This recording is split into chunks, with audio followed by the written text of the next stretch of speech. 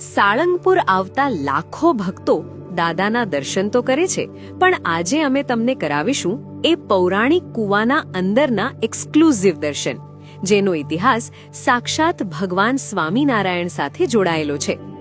આ કૂવાની પાસે જ ગોપાળાનંદ સ્વામીએ હનુમાનજી મહારાજની મૂર્તિની સ્થાપના કરી હતી.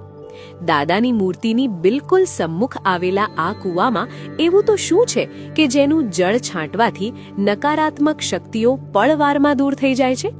જુઓ કૂવાની અંદરનો આ દુર્લભ નજારો.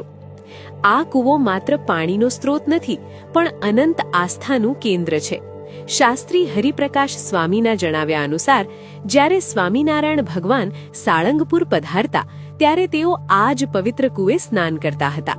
વર્ષ 1905માં જ્યારે ગોપાળાનંદ સ્વામીએ હનુમાનજી મહારાજની મૂર્તિની સ્થાપના કરી ત્યારે આ કૂવા પાસેના ટેકરાને જ પસંદ કરવામાં આવ્યો હતો, જેથી દાદાની નજર હંમેશા આ પવિત્ર જળ પર રહે.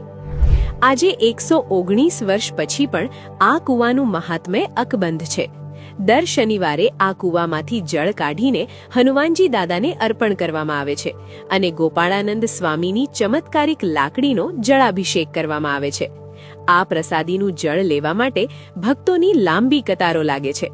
ભક્તોમાં એવી માન્યતા છે કે આ પ્રસાદના પાણીના છંટકાવ માત્રથી વ્યક્તિને ભૂત પ્રેતનો વળગાડ દૂર થાય છે, તો ઘર અને ઓફિસ જેવી જગ્યા પવિત્ર થાય છે.